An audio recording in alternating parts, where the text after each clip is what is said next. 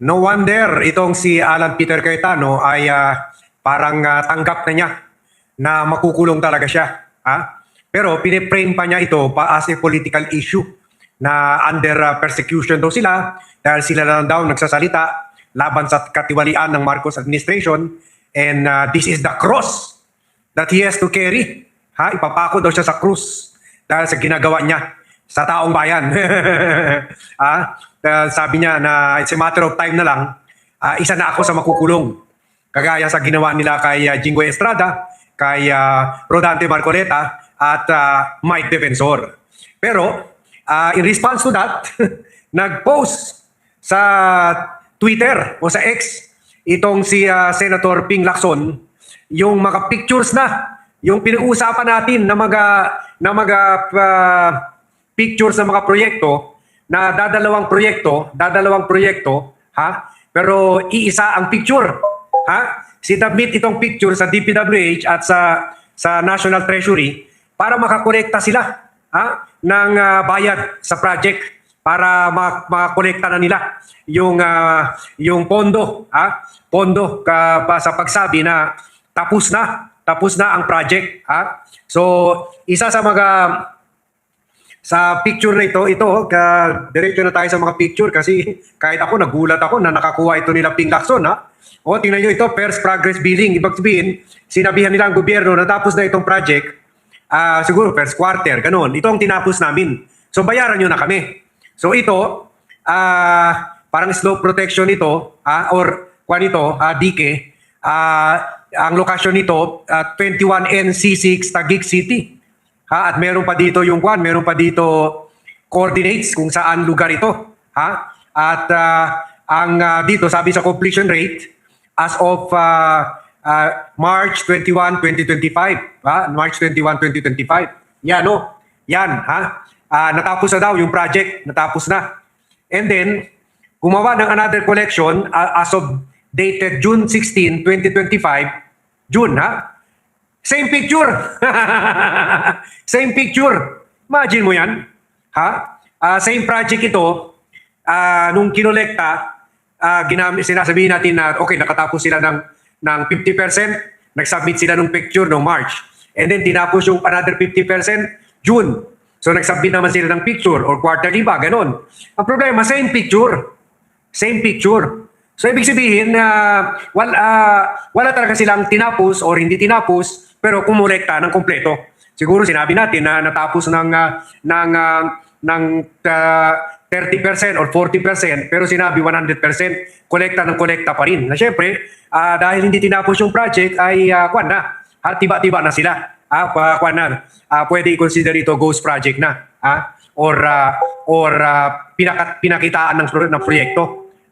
Kaya sabi ni Ping sa mga radio interview, sabi niya, ito daw ang SOP talaga dyan sa Taguig. Na yung as we explained earlier na same project, or different project kuno pero same picture, o kaya project na hindi kinumpleto pero ni-recycle yung picture. Hindi lang man na ginawa na tinanggal yung mga tarps. Same lugar yung mga tarps, hindi lang man nilinisan o kinuha ng ibang angulo o gumamit ng ibang picture, same. Recycled na picture. Pero ang collection hindi, ang collection tama pero ang picture recycled. At meron rin itong meron rin different projects, different contractor ginagamit the same pictures. Nire-recycle lang ang picture sa mga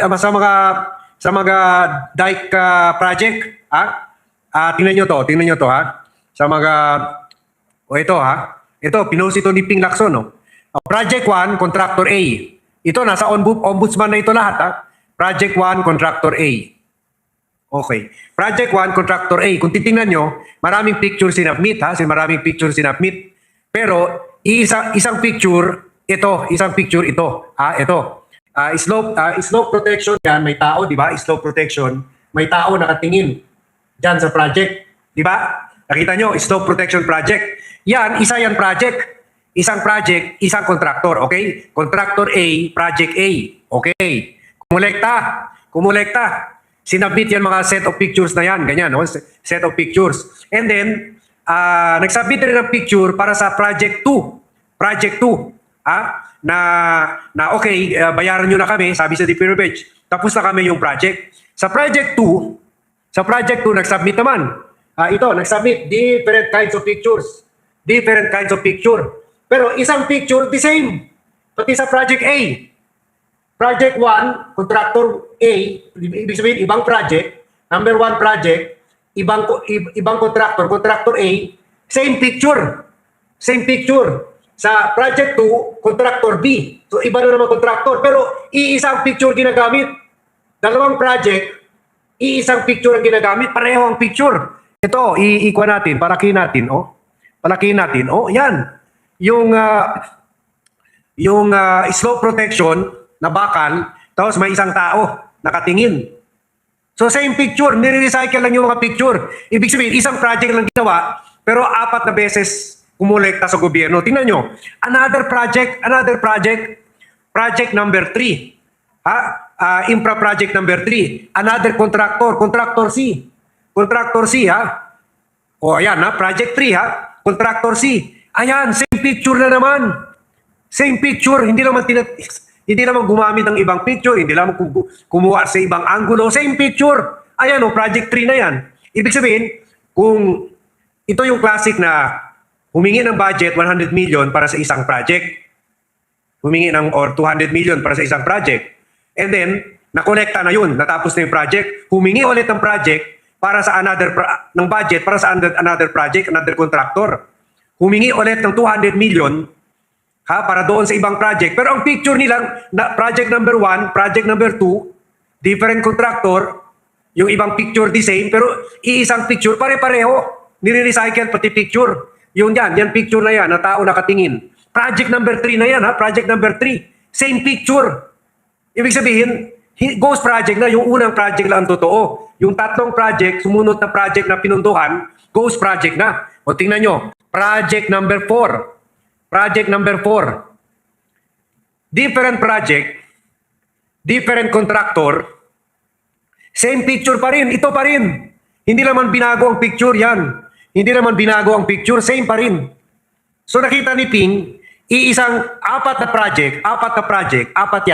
project, different, 4 different contractors, 4 different project, iisang picture. Nire-recycle ang picture kasi hindi na sila pwede kumuha ng panibagong picture kasi tapos na nga yung project. So, sinubmit ng old picture. Sipin nyo yan, 4 na project yan, nakita ni Ping. What if half a billion ang price niyan? 500 million kada isa. Nakolekta ng 2 billion pero ginastusan lang ang project 500 million, kumita pa doon ng 30%. The rest 3 projects na ghost projects kumita ng 1.5 billion. Wow, grabe tiba talaga.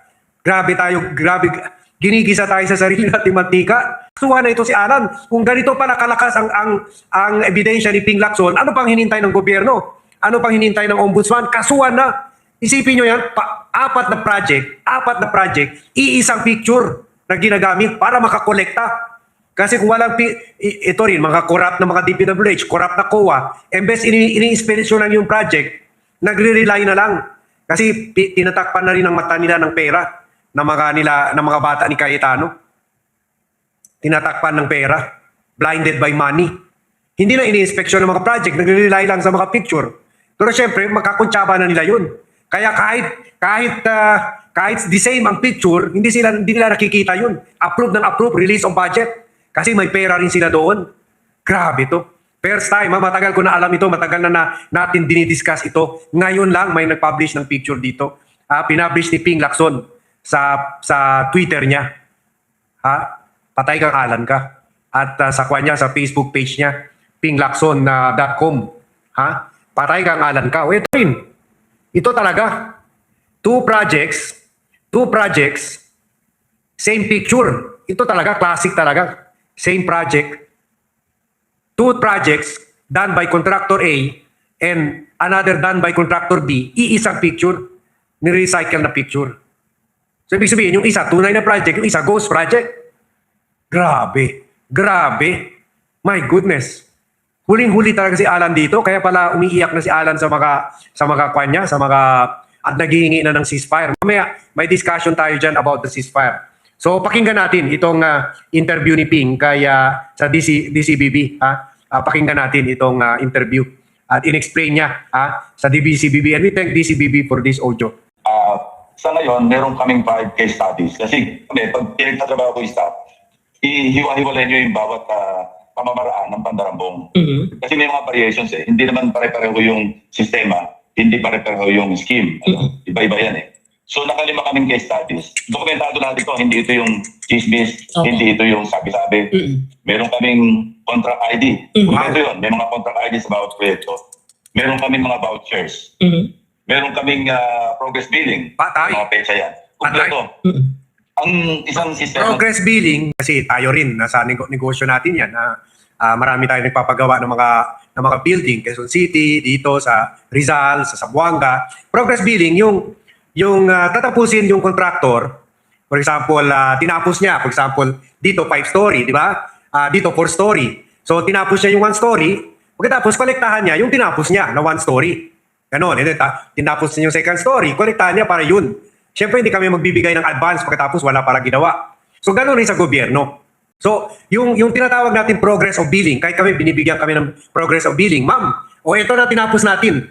Ako, sumasama ako mismo, tinitingnan ko yung tinapos na nila, ganon. Pero sa gobyerno, dapat, ang COA, dapat ang DPWH, tinitingnan nila yan. Pero nabulag na sa pera eh. Wala na nakikita. Sige, sabi nyo na ng picture, approve na namin yan without thinking. Ganyan sa gobyerno. Ganyan sa gobyerno. So, dyan nahuli. Meron si Ping Lacson, meron kopya ng billing, progress billing. Kumbaga, eto na ang tinapos namin. So, kolektahin na namin yung pera para sa tinapos namin. Yan na, ang problema, hindi tinapos. Yan, may kopya si Ping yan. Progress billing. Patay kayo dyan. Patay talaga kayo dyan. Kasi dokumento yan ng gobyerno. You're dead, Alan. You're dead. Sige, tuloy tayo. Case studies. Kasi kami, pag pinagtatrabaho ko yung staff, ihiwa-hiwalay nyo yung bawat pamamaraan ng pandarambong. Kasi may mga variations eh. Hindi naman pare-pareho yung sistema, hindi pare-pareho yung scheme. Iba-iba yan eh. So nakalima kaming case studies. Dokumentado natin ito, hindi ito yung chismis, hindi ito yung sabi-sabi. Meron kaming contract ID. Kompleto yun, may mga contract ID sa bawat proyekto. Meron kaming mga vouchers. Meron kaming progress billing. May mga petsa yan. Kompleto. Yun, progress billing. Kompleto. Ang isang sistema ginagamit, yung photos, halimbawa, natapos ng proyekto ng isang taon. Siyempre, para makasingin doon, may kasama mga photographs yan eh, para ipakita yung progress ng... Kahit ang progress billing, actually, may retrato yan eh. Para sa Bulacan. Kaya naisip ko, ito na ba yung template talaga ng mga district engineering offices sa buong Pilipinas? Kasi, para namin applicable lang sa Bulacan, applicable sa ibang lugar sa Nauha, sa Occidental Mindoro. Pala sa Taguig, ganun din eh. So, ibig sabihin, for the longest time, ito na yung isang sinusunod na template. Parang trabahong tamad, yung litrato na ginamit na kapaningil ng isang taon o ng nakaraang ilang buwan, gagamitin pa ulit dito sa proyekto na maniningil. Design. Walang sariling photographs o litrato, itong bagong ginagawa. So, ghost.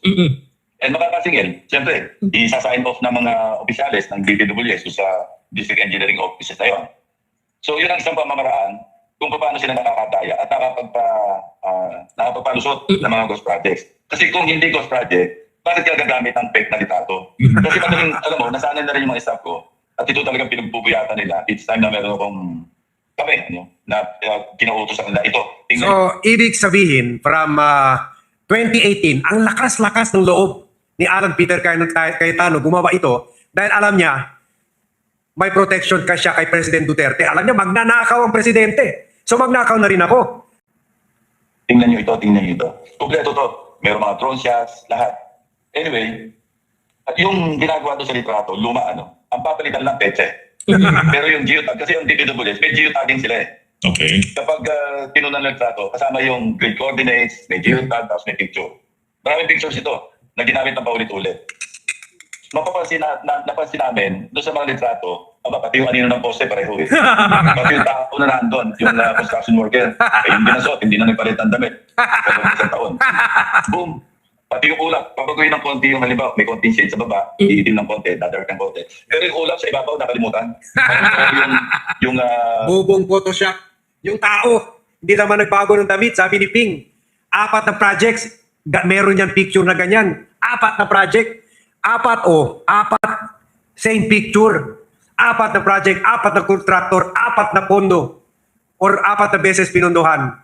Grabe. Garapalan na talaga ito.